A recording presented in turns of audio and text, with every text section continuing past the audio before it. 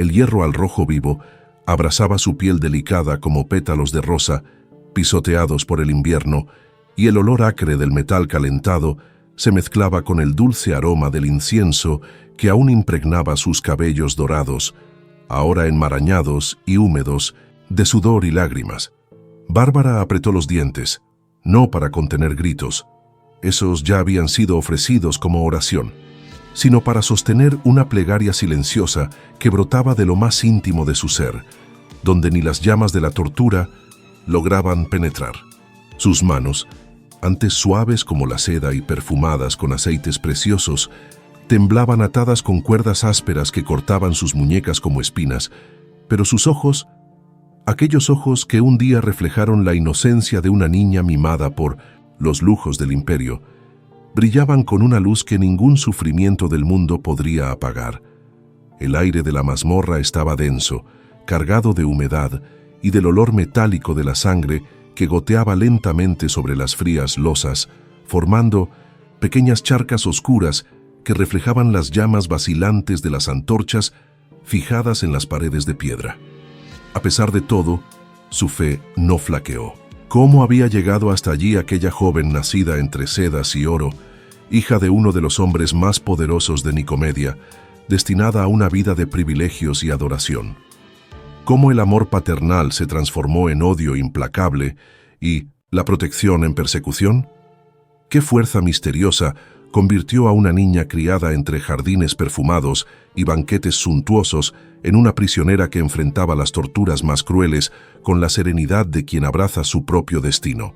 Bárbara nació en el siglo III, cuando el Imperio Romano extendía sus dominios desde las brumas heladas de Britania hasta las ardientes arenas del África, y Dioscoro, su padre, era uno de esos hombres que el poder imperial engendra, adinerado, influyente, temido por unos y respetado por otros.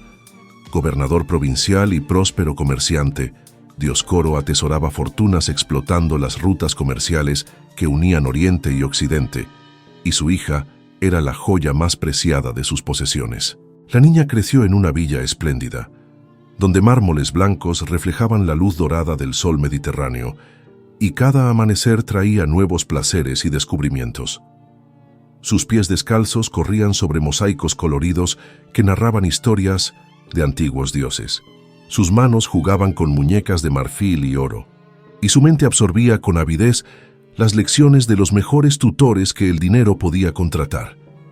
La belleza de Bárbara era legendaria incluso antes de alcanzar la adolescencia. Su melena dorada, como trigo maduro, caía sobre hombros de alabastro.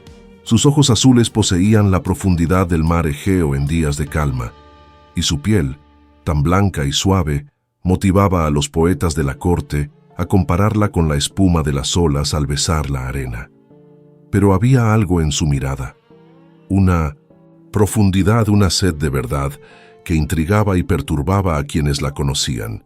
Mientras otras jóvenes de su edad se contentaban con joyas y vestidos, Bárbara cuestionaba los misterios de la existencia, buscaba respuestas en textos filosóficos y entablaba largas charlas con esclavos cristianos que trabajaban en la propiedad de su padre. Al ver que su hija crecía y su belleza atraía pretendientes de todo el imperio, Dioscoro decidió construir una torre magnífica donde ella viviría protegida hasta que llegara el momento de elegir un esposo digno de su linaje. La torre, obra maestra de la arquitectura, se alzaba con los mejores materiales y estaba decorada con frescos de escenas bucólicas y mitológicas. Tenía 3 pisos, jardines colgantes, una biblioteca repleta de pergaminos raros y un baño con agua corriente, lujos que pocos en el imperio podían permitirse. Las ventanas ofrecían vistas panorámicas de colinas punteadas de olivos y viñedos que se extendían hasta el horizonte, donde el cielo se fundía con el mar en un abrazo eterno de azul y dorado. Fue en esa torre, rodeada de todo el lujo que el mundo romano podía ofrecer, donde Bárbara halló su prisión dorada y, paradójicamente, su liberación espiritual. Los días transcurrían lentos y contemplativos, marcados solo por las visitas de criados que traían exquisitos manjares en platos de plata y por maestros que le enseñaban literatura, música y filosofía. Pero la soledad, lejos de oprimirla, se volvió su compañera en la búsqueda de verdades más profundas que las ofrecidas por los cultos paganos que su padre practicaba con fervor. Durante las largas tardes, cuando el sol se filtraba a través de las cortinas de seda y teñía la estancia de un tono dorado y suave, Bárbara se entregaba a la meditación y el estudio. Leía a Platón y Aristóteles, textos que hablaban de mundos más allá de lo visible, verdades eternas que trascendían la realidad material. Pero fue al conversar con Martina, una esclava cristiana que cuidaba sus aposentos, cuando descubrió algo que cambiaría su vida para siempre. Martina hablaba de un Dios único, creador del universo, que se manifestó en la tierra a través de su Hijo para ofrecer salvación a la humanidad. Contaba historias de un hombre llamado Jesús que predicó el amor, la compasión y el perdón, y que murió en una cruz para redimir los pecados del mundo. Las palabras de Martina cayeron como semillas fértiles en el corazón de Bárbara, quien halló en ellas respuestas a preguntas que la atormentaban desde la niñez. ¿Cómo podía haber tanta injusticia si los dioses eran justos? ¿Por qué los pobres sufrían mientras los ricos se banquetaban? ¿Por qué sentía un vacío profundo a pesar de los lujos que la rodeaban? El cristianismo ofrecía no solo respuestas, sino un sentido al alma inquieta. Hablaba de vida eterna, de un amor incondicional, de justicia divina que algún día se manifestaría plenamente. La conversión de Bárbara no fue súbita, sino una transformación gradual visible en pequeños gestos y cambios de actitud. Comenzó a repartir limosnas a los pobres, escondiendo monedas de oro en las cestas de comida que enviaba a los necesitados. Cuestionó las prácticas religiosas de su familia, rehusándose a participar en sacrificios paganos y mostrando disgusto ante los rituales sangrientos de las festividades romanas. Sus ojos, antes solo bellos, adquirieron una nueva profundidad, reflejo de una luz interior que crecía día tras día. El cambio más evidente ocurrió cuando Dioscoro decidió reformar la torre para añadir una sala de baños más lujosa. Había encargado 2 ventanas para aportar luz natural, pero aprovechando un viaje de su padre, Bárbara ordenó a los obreros construir una tercera. Al regresar Dioscoro y preguntar por la alteración, ella respondió con palabras que resonarían a través de los siglos. 2 ventanas dejan el alma en la penumbra, pero 3 permiten que la luz de la Santísima Trinidad ilumine todos los rincones de la existencia. Era la primera vez que manifestaba públicamente su fe cristiana, y sus palabras, llenas de convicción, sorprendieron incluso a ella misma. La revelación cayó sobre Dioscoro como un rayo en cielo sereno. Aquel hombre, que controlaba rutas comerciales y negociaba con emperadores, se encontraba impotente frente a una hija que se había vuelto cristiana. Inicialmente pensó que era una fase, una rebeldía adolescente pasajera. Intentó razonar con ella, ofreciendo regalos más lujosos y prometiéndole un matrimonio con un noble de alta cuna, pintando un futuro de gloria y riqueza si renunciaba a esa locura cristiana. Pero Bárbara permaneció firme, y su firmeza no era simple terquedad de niña mimada, sino la determinación profunda de quien halló su verdad. Su cuerpo frágil contrastaba con un espíritu ya eterno. Hablaba con tal elocuencia, citando las escrituras memorizadas gracias a Martina, que rivalizaba con los más eruditos filósofos de la época. Sus argumentos, lógicos y apasionados a la vez, mostraban una madurez espiritual sorprendente. Dioscoro comprendió que no se trataba de una fase, sino de un cambio irreversible. La ira germinó en su corazón, impulsada por el miedo a ver su reputación manchada y su posición amenazada. ¿Cómo explicaría a sus influyentes amigos que su hija profesaba la religión de los esclavos y marginados? El Imperio Romano atravesaba un periodo de creciente persecución a los cristianos, y ser señalado como simpatizante de esa fe podía significar el fin de todo lo construido. Al principio, intentó aislarla más aún, prohibiéndole recibir visitas y restringiendo sus movimientos en la torre. Pero la fe de la joven solo se fortalecía. Convirtió sus aposentos en un santuario donde pasaba horas en oración y meditación.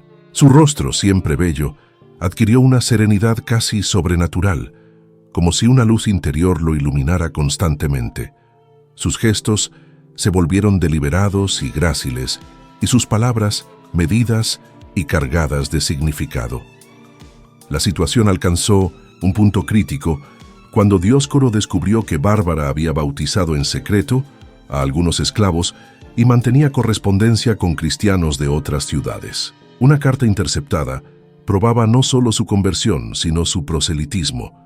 En ella, Bárbara hablaba de la alegría de haber encontrado a Cristo e instaba a jóvenes nobles a buscar la verdad del Evangelio, sin importar las consecuencias sociales o familiares. Entonces Dioscoro tomó una decisión que marcaría para siempre la historia de su familia.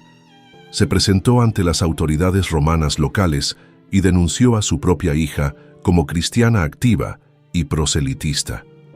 Un acto de crueldad que iba más allá de la persecución religiosa. Era la negación completa de los lazos familiares, la transformación del amor paternal en implacable odio. Para él, Bárbara ya no era su hija, sino una amenaza que debía eliminarse. La prisión de Bárbara tuvo lugar una mañana invernal, cuando el viento helado de las montañas agitaba los árboles desnudos como esqueletos danzantes. Los soldados asaltaron la torre antes del alba, rompiendo la paz que reinaba en el lugar donde la joven pasó los años más formativos de su vida espiritual. Bárbara no opuso resistencia. Al contrario, recibió a los soldados con una dignidad que los desconcertó. Vestía una túnica sencilla de lino blanco. Había abandonado la ropa lujosa desde su conversión, y sus cabellos, sujetos con una cinta azul, eran la única concesión a la vanidad que se permitía. Al descender por las escalinatas de mármol, sus pies descalzos tocaron por última vez aquellos peldaños que había subido y bajado miles de veces. Cada paso resonaba como un lamento en el silencio matinal, y el frío de la piedra parecía penetrar sus huesos. Sin embargo, su mirada permanecía serena, fija en un punto lejano, como si contemplara algo que los demás no podían ver. Al pasar, junto a la ventana que mandó construir, la tercera ventana que simbolizaba su fe en la Trinidad, murmuró una oración silenciosa y una lágrima solitaria corrió por su mejilla, no de tristeza por dejar aquel lugar, sino de gratitud por haber hallado el camino a la verdad. El tribunal que juzgaría a Bárbara se instaló en el foro de la ciudad, en un edificio imponente de mármol blanco que reflejaba el poder y la autoridad del Imperio Romano. Columnas corintias sostenían un alto techo decorado con relieves de 1900, victorias militares y la grandeza de Roma. El piso, cubierto de intrincados mosaicos, narraba la historia de la ciudad desde su fundación. Las paredes, ornadas con estatuas de emperadores y dioses del panteón romano, creaban un escenario diseñado para intimidar y hacer sentir insignificantes a quienes osaban situarse ante él. Bárbara fue conducida al centro del recinto, rodeada de una multitud curiosa que ansiaba presenciar el juicio de la hija del poderoso Dioscoro. Muchos la reconocían. Su belleza era famosa en toda la región, y al verla surgir, un murmullo se propagó entre los asistentes. Pero ella irradiaba algo diferente, un aura de serenidad y dignidad que contrastaba con la humillación de su situación. Sus manos, atadas con cuerdas, descansaban cruzadas sobre el pecho como en humilde plegaria. Sus pies, heridos y sucios por el traslado, avanzaban erguida con la postura de una reina. El magistrado a cargo del juicio era Marciano, hombre severo y celoso defensor de los intereses imperiales. Alto y delgado, con cabellos canosos peinados hacia atrás y ojos penetrantes, su voz grave resonaba por todo el recinto, diseñada para dominar y amedrentar. ¿Eres cristiana?, preguntó Marciano, y el silencio que siguió fue como el golpe de un martillo en el yunque. Bárbara levantó el mentón y con voz clara y serena respondió: «Soy cristiana, y me enorgullece serlo. Encontré en Cristo la verdad que busqué desde niña, y ninguna amenaza me hará renunciar a ella». El murmullo de sorpresa se extendió entre los presentes. Esa no era la respuesta de una joven asustada. Era la declaración solemne de alguien dispuesto a asumir las consecuencias de sus convicciones. Marciano intentó entonces la persuasión, describiendo los privilegios que perdería. Banquetes, joyas, palacios como esposa de un noble. Pero Bárbara escuchaba con una triste sonrisa, consciente del valor verdadero de las cosas. «Todo eso es como flores que amanecen y marchitan al anochecer», respondió. «En Cristo hallé una alegría sin fin, una riqueza inatacable, una vida indestructible. ¿Por qué habría de trocar lo eterno por lo temporal, lo real por lo ilusorio?» Enfurecido por su rechazo, Marciano ordenó traer instrumentos de tortura: hierros al rojo vivo, tenazas, látigos con puntas metálicas.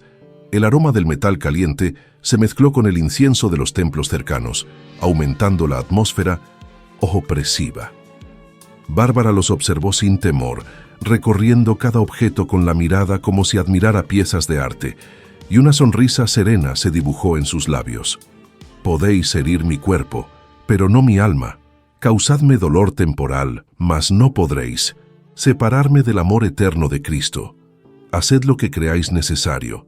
Mi respuesta seguirá siendo la misma». Así comenzó su calvario físico y la manifestación más extraordinaria de su fortaleza espiritual. Los hierros al rojo eran aplicados en manos y pies, produciendo quemaduras que contraían su piel como pergaminos al fuego. Cada gemido ahogado era una oración. Cada suspiro de dolor, una ofrenda al Salvador que sufrió por amor a la humanidad. Las lágrimas que rodaban por sus mejillas eran de unión con el sufrimiento de Cristo, no de autocompasión. Los látigos desgarraron su túnica y marcaron su piel blanca con surcos rojos. Cada golpe retumbaba como un trueno lejano, y muchas mujeres en la multitud, con hijas de la edad de Bárbara, comenzaron a llorar en silencio, cuestionando la justicia de infligir tanto sufrimiento a una joven cuyo único delito era adorar a un Dios distinto. Pero Bárbara soportó todo con una serenidad casi sobrenatural. Entre sesión y sesión de tortura, aprovechaba cada respiro para hablar de Cristo a quienes la rodeaban. Sus palabras, débiles pero firmes, eran como semillas en suelo fértil. Hablaba del amor de Dios, del perdón para el arrepentido y de la vida eterna para los fieles. Algunos soldados, curtidos en la violencia, se conmovían ante sus testimonios. Las horas se arrastraban como eternidades. El sol, que al alba brillaba sobre el foro, ahora se inclinaba hacia el ocaso, tiñendo de naranja y rojo el mármol de Mimonsente, las columnas. La luz dorada del atardecer iluminaba el rostro de Bárbara, haciendo resplandecer su cabellera como una aureola.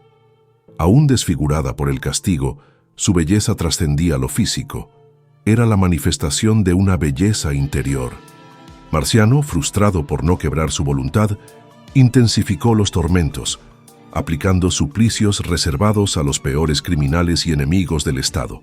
Sin embargo, cada nuevo sufrimiento parecía fortalecer aún más la luz que emanaba de sus ojos. En un breve descanso, cuando Bárbara fue recluida en una celda oscura y húmeda bajo el tribunal, tuvo una visión. Vio a Cristo descender del cielo acompañado de ángeles resplandecientes. Él se acercó con infinita ternura y tocó sus heridas. Donde sus dedos divinos posaban, el dolor desaparecía, reemplazado por paz y bienaventuranza antes desconocidas. «Hija mía», dijo Cristo con voz celestial, «tu sufrimiento casi ha concluido. Muy pronto estarás conmigo en el paraíso, donde no hay dolor ni lágrimas, donde la alegría es eterna y el amor no termina. Sé fuerte un poco más. Tu corona de mártir ya te aguarda, y tu nombre será recordado por siempre como ejemplo de fe y coraje». La visión se desvaneció, dejando a Bárbara transformada. Cuando los carceleros regresaron para continuar, la encontraron erguida en la celda, su rostro radiante y sus heridas milagrosamente sanadas. Irradiaba una serenidad que hizo retroceder a los más endurecidos. Al mirarlos con compasión dijo: «No temáis cumplir vuestro deber. Mi Salvador me ha fortalecido para soportar lo que venga. Vuestras torturas no pueden separarme de su amor». La fama del milagro se propagó por la ciudad, atrayendo multitudes que acudían a ver a la joven curada por su Dios. Muchos llegaron como curiosos y partieron como conversos. Las palabras de Bárbara, pronunciadas en medio del sufrimiento, tocaban corazones endurecidos. Marciano, viendo que la situación se le escapaba de las manos y que Bárbara se convertía en centro de un creciente movimiento de fe, decidió acelerar el desenlace. Antes de dictar sentencia, mandó llamar a Dioscoro con la esperanza de que la voz del padre quebrantara la firmeza de la hija. El encuentro fue uno de los momentos más dramáticos. Dioscoro entró al tribunal con paso cansado, el rostro demacrado y los cabellos encanecidos por el duelo. Sus ojos, antaño llenos de ambición, ahora parecían vacíos. Al ver a Bárbara, un sollozo escapó de su garganta. A pesar del martirio, ella mantenía una dignidad que conmovió al padre.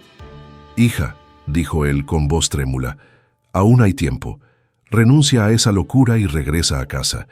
Podré convencer al magistrado de liberarte. Basta que digas que has renunciado al cristianismo y veneras de nuevo a nuestros dioses». Bárbara lo miró con amor y compasión, pero también con profunda tristeza. Sabía que era su último encuentro en esta vida y deseaba reconciliación, pero no podía traicionar su fe.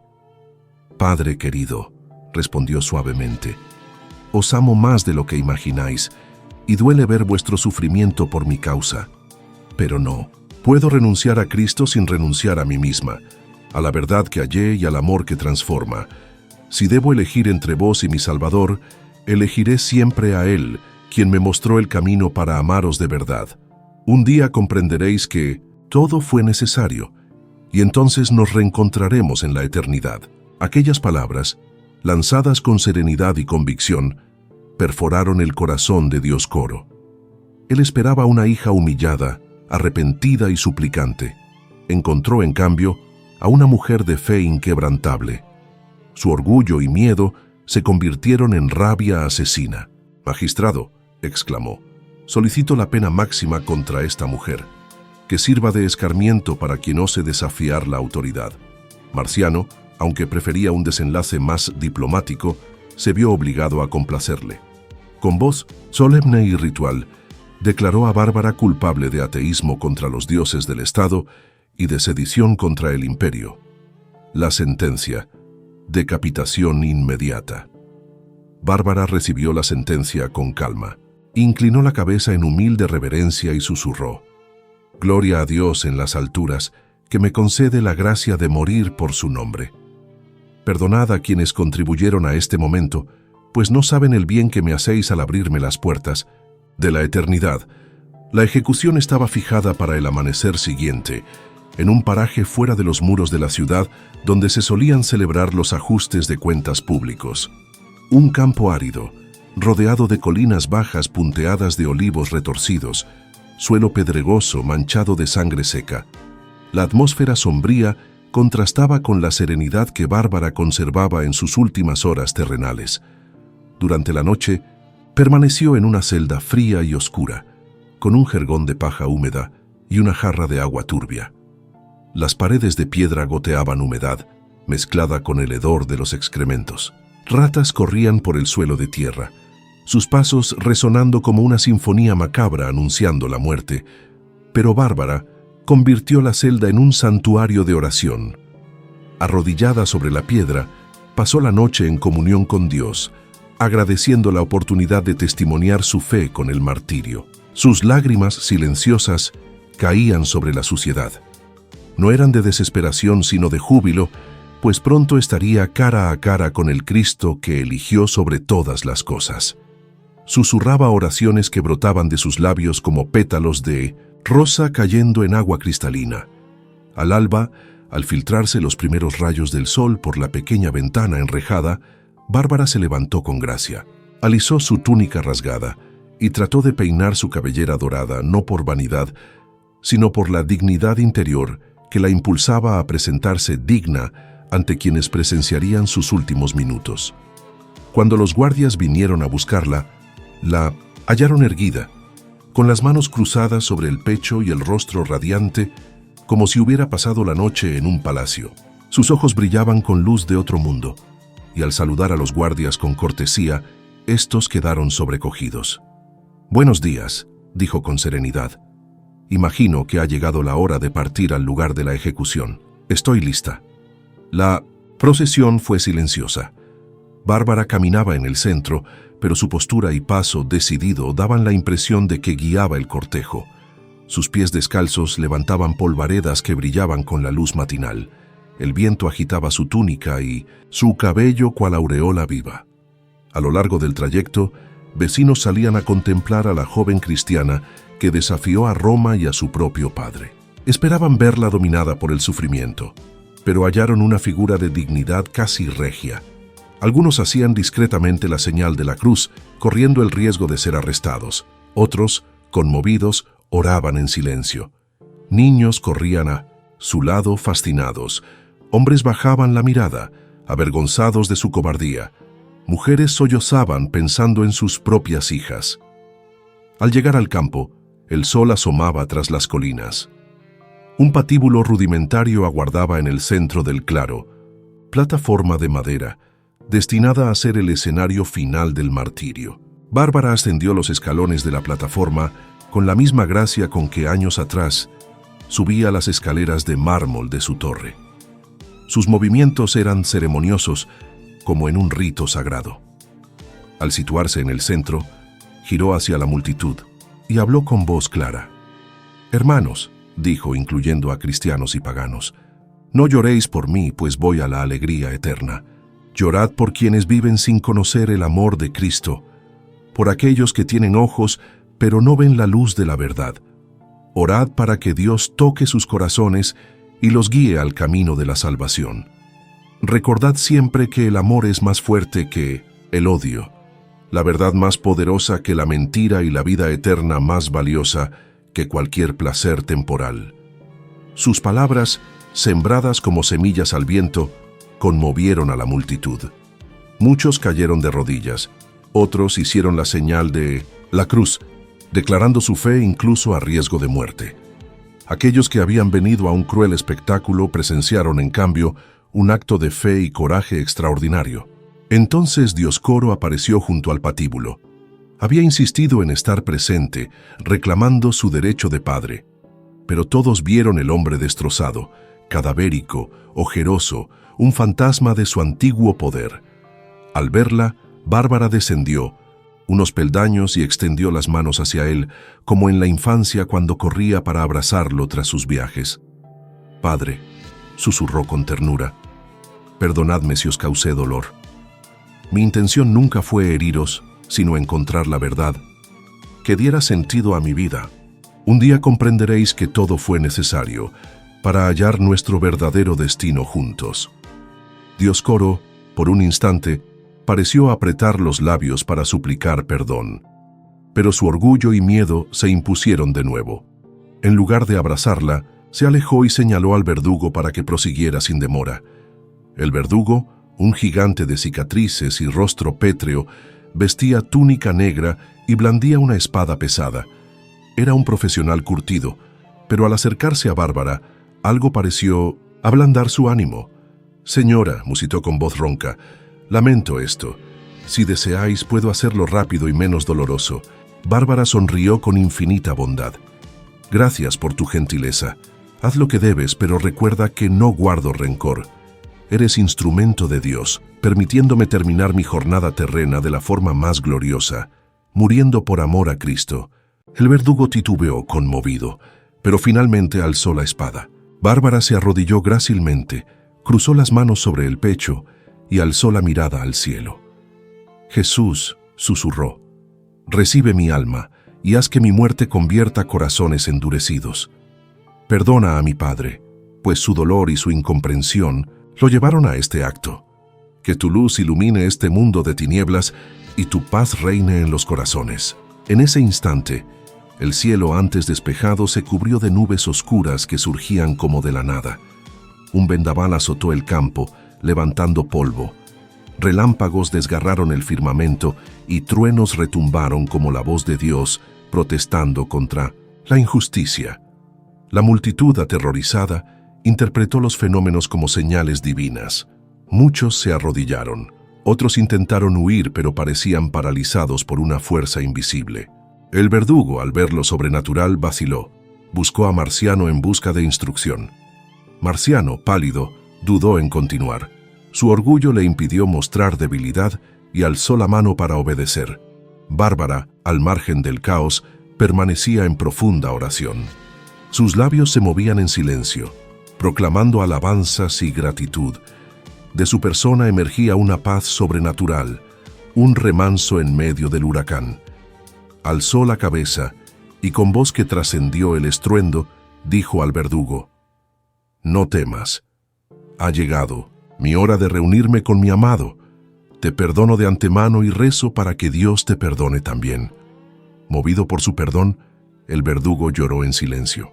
Nunca había derramado lágrimas en una ejecución, pero ella había tocado lo más profundo de su alma. Con mano temblorosa levantó la espada, pero justo al descender, un rayo de luz dorada brotó del cielo y envolvió el cuerpo de Bárbara, deslumbrando a todos.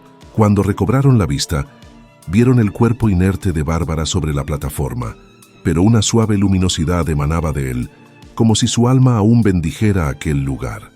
Su cabellera dorada formaba una aureola, y en su rostro había una expresión de paz y gozo que contrastaba con la violencia del entorno. El verdugo dejó caer la espada y cayó de rodillas sollozando. «Perdóname, Señor. Perdí a una santa. Perdóname por no reconocer a tu sierva». Muchos en la multitud también se arrodillaron, conmovidos hasta la conversión. Hombres y mujeres penitentes, niños que intuyeron lo sagrado del momento. Pero el más conmovido de todos fue Dioscoro. El hombre que denunció a su propia hija ahora yacía postrado, arrancándose los cabellos, gritando de desesperación: «¿Qué he hecho? Maté a mi propia hija, maté a una santa. ¿Cómo viviré con este peso?». Su transformación fue instantánea. Reconoció que la fe de Bárbara era la verdad y que él, cegado por el orgullo y el miedo, había cometido el mayor crimen: destruir lo que más amaba. Corrió hacia la plataforma y sostuvo el cuerpo de Bárbara en sus brazos, igual que en 1906, la infancia tras una caída. Sus lágrimas caían sobre su rostro inmutable, cada gota una oración de misericordia. «Hija», sollozó, «perdóname, que tu intercesión me alcance en el cielo y me libre de la culpa que me condena».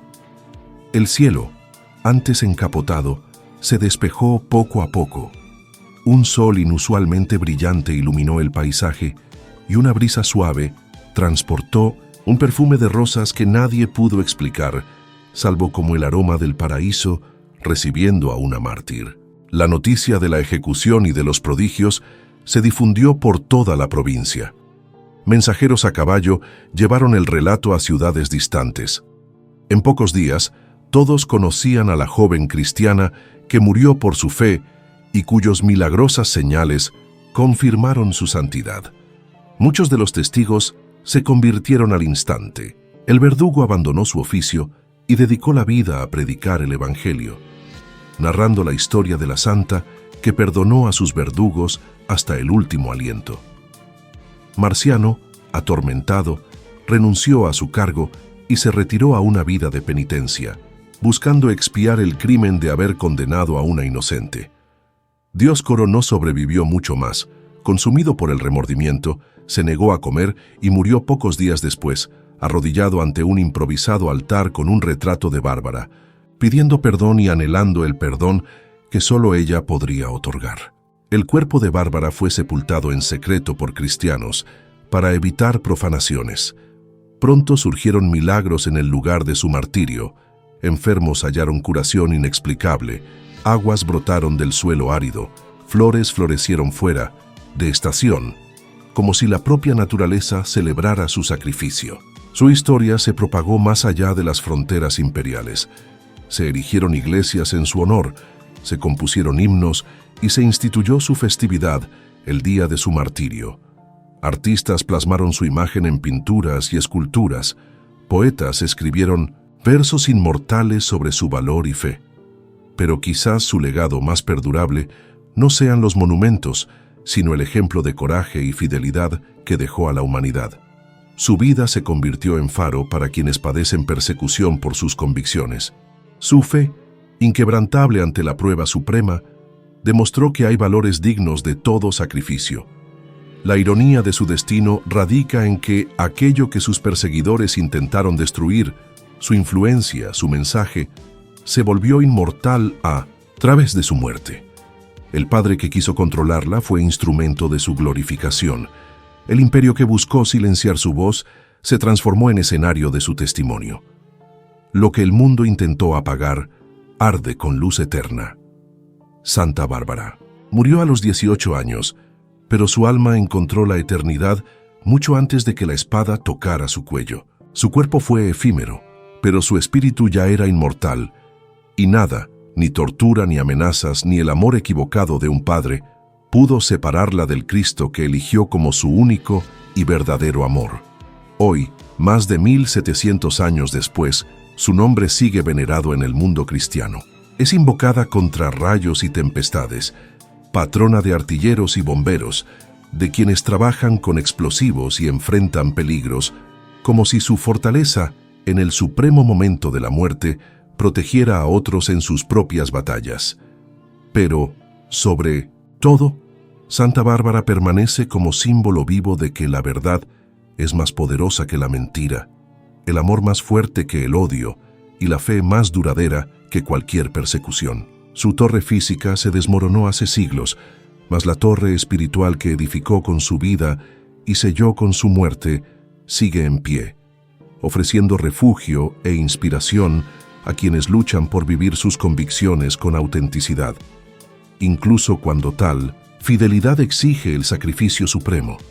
La niña que jugaba entre mármoles y sedas se convirtió en la mujer que soportó hierros al rojo vivo y espadas. La hija torturada por su propio padre se transformó en la santa que intercede por todos los hijos del mundo. La joven de 18 años conquistó una vida que no conoce fin. Ese es el glorioso paradoja de Santa Bárbara. Lo perdió todo para ganarlo todo. Murió joven para vivir eternamente. Fue rechazada en la tierra para ser glorificada en el cielo.